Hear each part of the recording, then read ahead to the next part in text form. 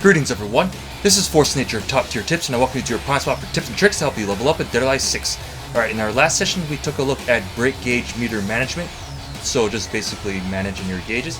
In this session, we're going to be looking at defense in DOA6. In the simplest sense, defense in DOA6 can be as little as nothing more than just simply holding the guard button. Alright, so video done. But that's actually simply just blocking. As you can know, there's stand-in blocking and there's crouching blocking. In order to go from a stand-in position to a crouching position, it takes 4 frames to go up and down. But that's just defense in the most simplistic fashion. So yes, if you block, then all high, mid strikes or whatever will get blocked, and of course you need to do a crouch block to block low. Other ways to block can also include simply holding back. You end up creeping back, kind of like how it is in some other 3D fighters. Another way to block is if you do either 4-4 or you press 7, then you'll go into a blocking stance. So those right there are the primary ways to block. And also just simply crouching actually will block low attack. Will also block low attacks, which is also cool.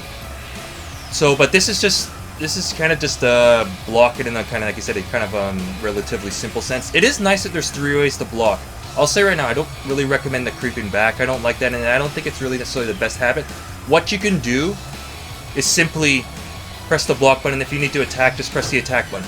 I'll show you actually something that I actually do. I have a block, as you can see right here. In blocking, it's also just called the hold button H, which I admit can be confusing, but just to let you know it's your block button. I have one set to a face button and set to a shoulder button. I had that also for free canceling purposes, but if you block by just holding it down, what you can actually do is hold it down. I can hold down the shoulder one, and you can, let's say you jab, and then you automatically go to a block once the recovery frames are done. So if you want to do jab checks on someone's block, you could do something like that to block, to make sure that you block right away. Because if you have a face button, it can be a little awkward, because then you have to have let's say you have your thumb on the block button, and then you have to use your index finger to jab, and that can be a little awkward. For improving your kind of block or defensive capability, you can just simply have 2 block buttons to kind of help you out. Once you're good with blocking or just simply holding down the H button, then right now this is actually you're basically on the first step to getting building up some decent defense. As you can guess, simply holding the guard button and pressing down is the easy part.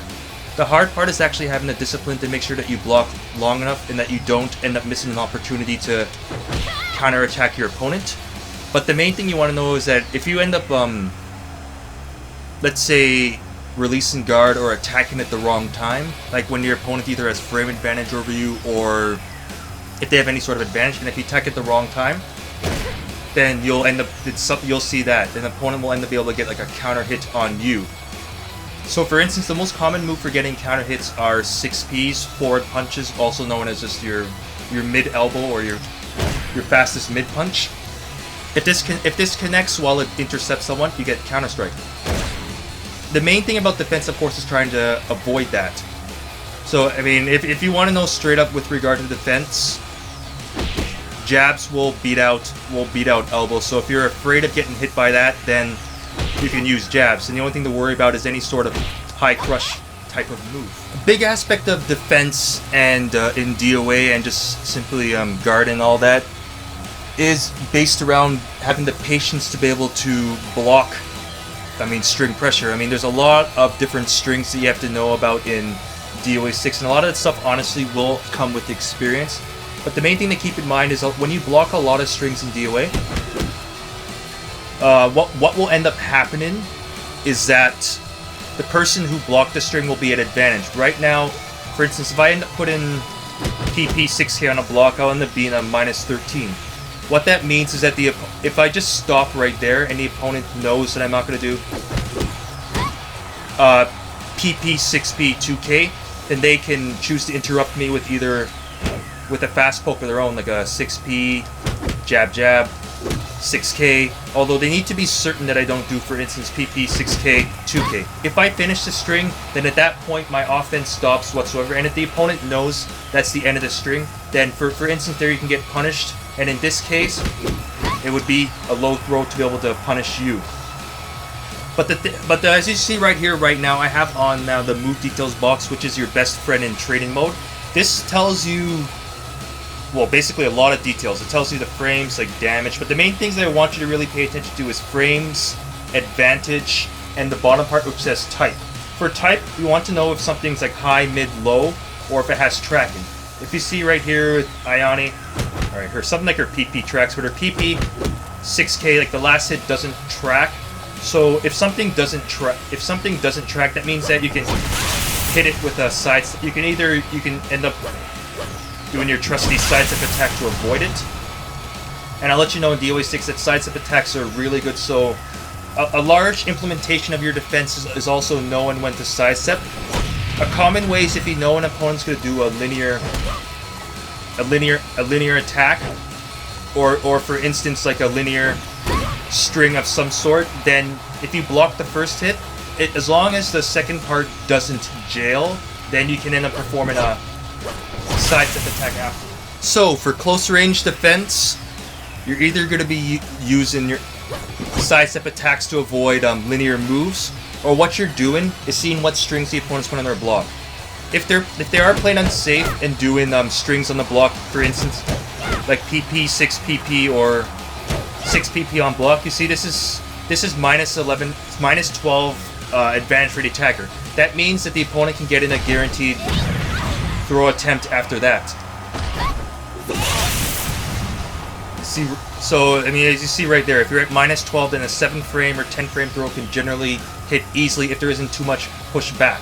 So if the opponent is playing unsafe, then just go for the throw. If they are doing like a lot of like linear attacks, then use the sidestep attack. Another thing also to keep in mind with close range defense is also knowing when you can high crush.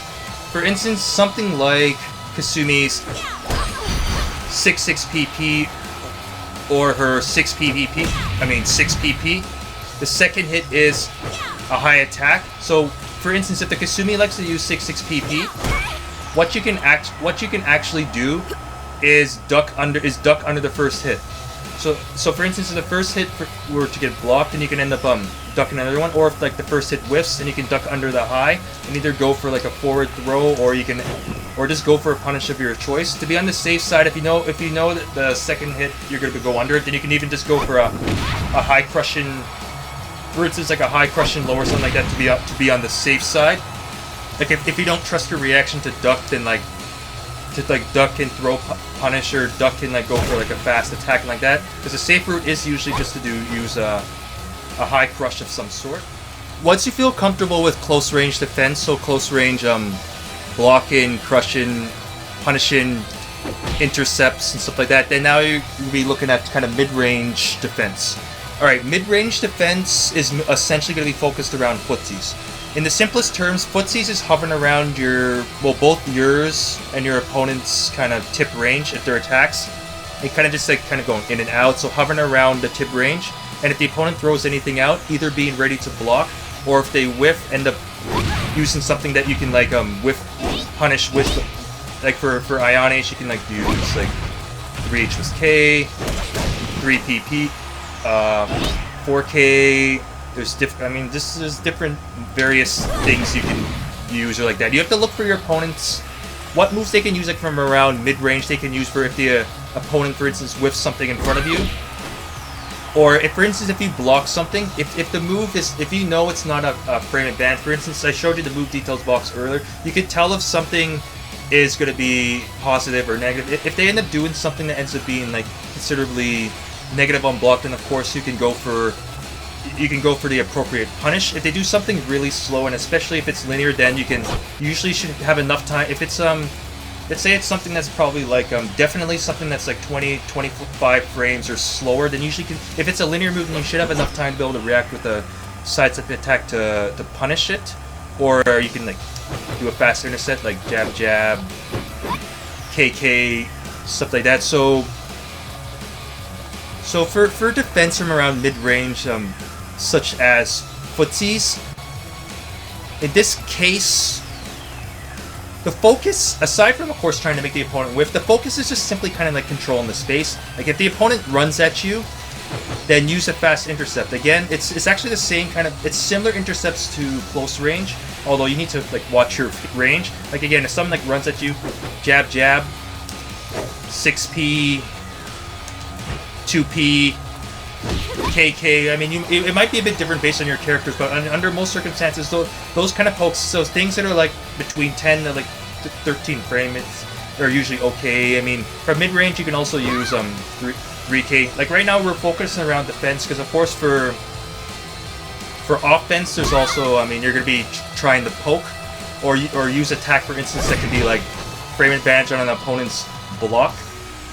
But a big aspect of patience, similar in close range around mid-range, is kind of being patient. So the main thing you want to watch in mid-range is not like overextending, which is essentially which overextending can be, for instance, like whipping something in front of your opponent that has like a fair bit of whipping something close that can have like a fair bit of like recovery or something like that.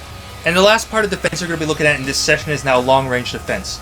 Under most circumstances, unless you're fighting like a Neo, Tengu, or a Raido who have projectile moves, most characters generally cannot attack from long range. Like even Ayane, she has her 236K, but I'll just say right now, that move right now is just, if you're using it outside of combos, it's just mainly a whiff punisher. So again, if the opponent is whipping something, you can hit them with this like 16 frame move, or it can also act as like a low crush. See, like you have a bunch of low crushes, but this move can low crush. But of course, for low crushes, you do that if you know the opponent's gonna try and do like a low attack of some sort. So that's just partially a combination of like knowing what your opponent's gonna try and do, and also knowing your opponent's like movesets. But in terms of range, it's now a game of whoever has the life lead can basically just hang back. So from long range, it's similar to mid-range, because essentially the opponent's gonna have to come in on you. Once they get into like around mid-range, the footsie range, then it's footsies. From out here, this is just simply keep out. But once you get to like around your 3K or your kind of poke range, then it starts to become footsies. So from out here, same deal. The opponent's eventually gonna have to come at you. If they run at you recklessly, same thing. You could use your intercepts or whatever move to end up thwarting the opponent, because if the opponent runs at you, they're at disadvantage. If you're hanging back, you're at the advantage. If you don't have the life lead, then you're the one who has to come into the opponent, and then what you have to do is creep into footsie range, and then, unless you know the opponent's just gonna stand there, then you can try and sneak in. You can try to sneak in a throw, but that's an upper level of the meta game. Is known if the opponent just expects you to run in and like do a move of some sort, then you can try and sneak in throws. But under most circumstances, the safe route is to move into footsie range. And remember again, when you're walking backwards, such as with 7 or 4-4, you're blocking. You can see right now your character has their hands clenched. That's blocking. So when you walk back, you should automatically be blocking, and that's without having to press the block button, which is neat. That's why that's a thing in DOA. Because when you have the life lead, the objective is to make it hard to get in on the opponent. And with regards to defense, I'll say right now that the biggest challenges I think that newer players have is simply just, I find this lack of matchup knowledge. So to be able to remedy that, what I recommend doing is, if a character's having trouble, if you're having trouble dealing with the character, go through their command list and see what moves end up giving you trouble.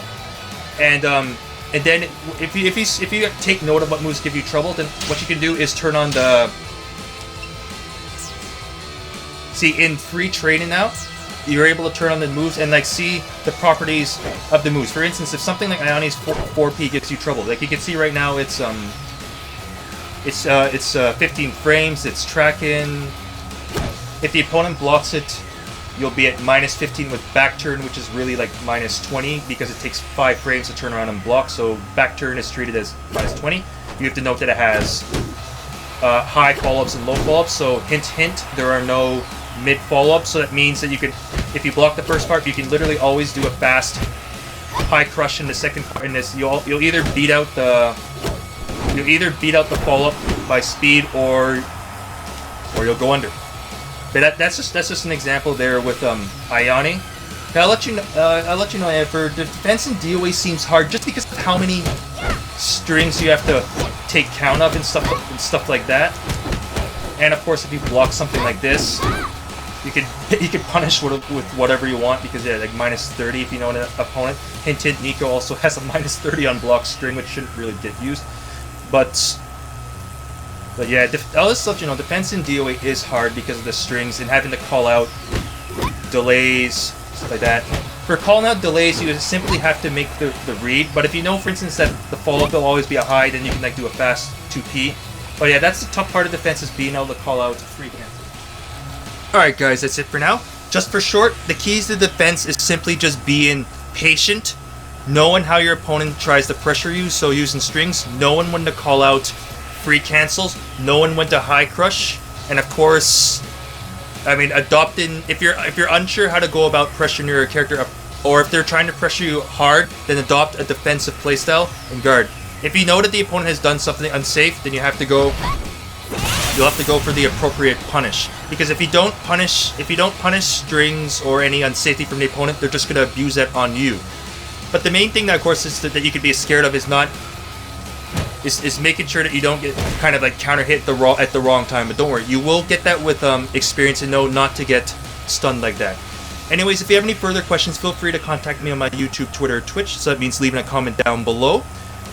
Be sure to check out my other previous top tier tips advanced guides. I will continue on more with this as time goes on, and also check out my characters guides. I'll let you know I've pretty much gotten through half through the roster right now, so like, yay me. If you'd like to support the channel, then feel free to join top tier fighters. The support does help, and I do appreciate it. Anyways, this is Force Nature sign off. Thanks for tuning in, and I'll see you next time on Top Tier Tips.